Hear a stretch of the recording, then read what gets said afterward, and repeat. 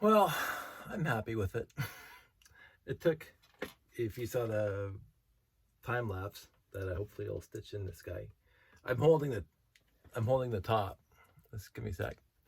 I have to do a whole bunch of things right now, holding things together. Let's see if I can do this. There we go. Yay! Battery is almost dead. I'm holding the top here because if I let go, it'll just go forward. But right now, the landing pad is pretty much parallel with the floor here, which is what I wanted from the beginning. So if I show you this, I'm going to put this back.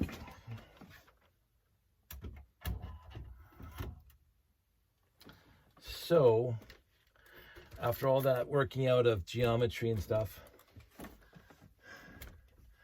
if I hold it up like that, maybe hold it like this. Yeah, Lego is robust. As long as you don't drop it. Let's see if it, that's not bad. I can almost let go.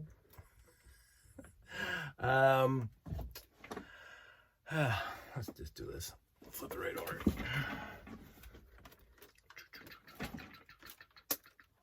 Forget the noise. Okay. Let's see. Let's go here. Of course, my hand's underneath it now. Yeah, I do need more room in this Lego room. What's that resting on? Nothing.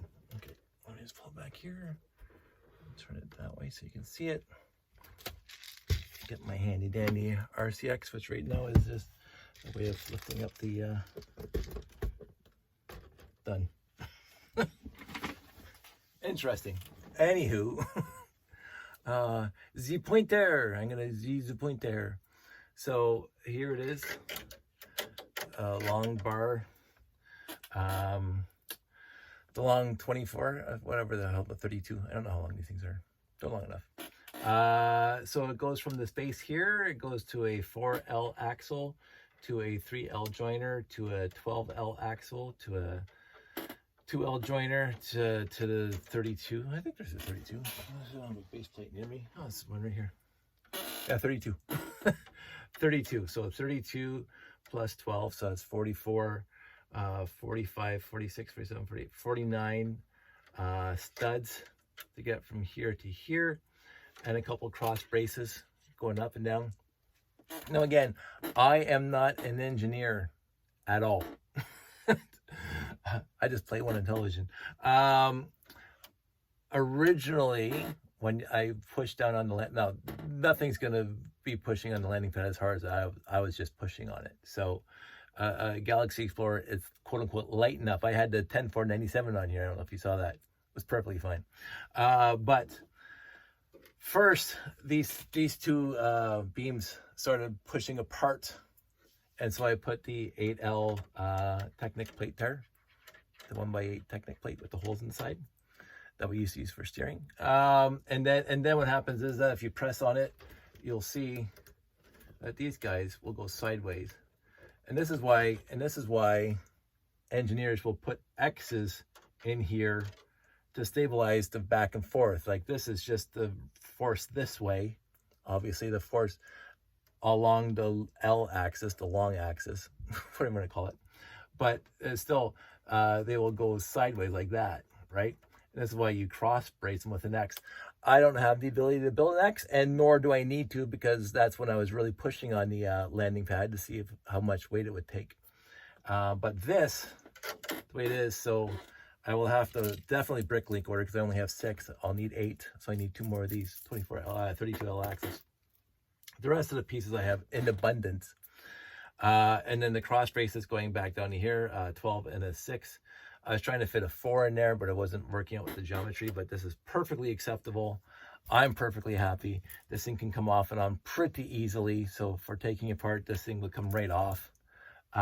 So I'm good with this. I'm honestly good with this. And the landing pads are more, and I'll do all 4. Of course, I'll have to get 2 more of these, but I'll do all 4.